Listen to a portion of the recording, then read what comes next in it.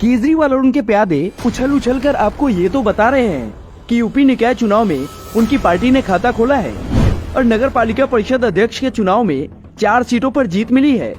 लेकिन ये नहीं बता रहे हैं कि यूपी मेयर चुनाव में कुल 17 सीटों पर भी आपने चुनाव लड़ा था। इन 17 सीटों पर जीत तो दूर, जमानत तक जब्त हो गई।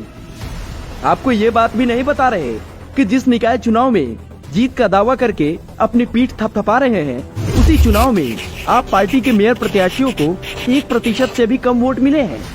इतना ही नहीं, ये आपको ये भी नहीं बताएंगे कि यूपी विधानसभा चुनाव में भी इन्होंने 377 सीटों पर चुनाव लड़ा था।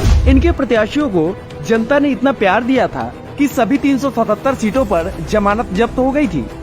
शातिर आप ये यूपी निकाय चुनाव में जीती सीटों की बात तो बता रहे हैं, लेकिन कर्नाटक विधानसभा चुनाव में जनता ने इनका जो हश्र किया वो आपको नहीं बता रहे हैं। कर्नाटक विधानसभा चुनाव में केजरीवाल की पार्टी ने 208 सीटों पर चुनाव लड़ा था और सभी सीटों पर जमानत जब्त हो गई।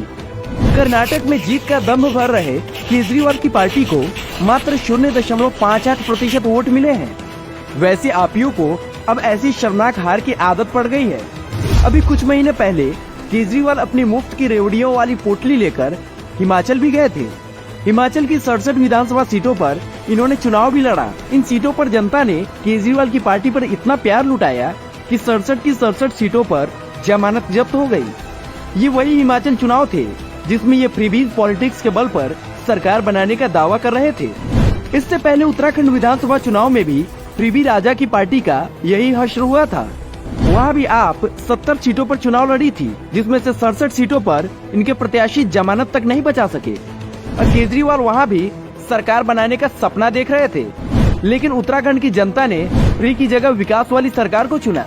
तुष्टीकरण और फ्रीबी राजनीति के सहारे केजरीवाल गुजरात में भी सरकार बनाने का सपना देख रहे थे, लेकिन गुजरात में भी 128 सीटों पर इनके प्रत्याशी अपनी जमानत नहीं बचा सके थे।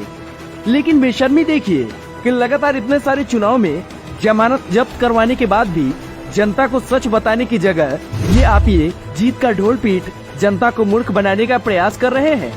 लेकिन जनता भी इनके चाल को अच्छी तरह से समझ चुकी है। तभी तो आपियों का चुनाव चिन्ह झाड़ू है।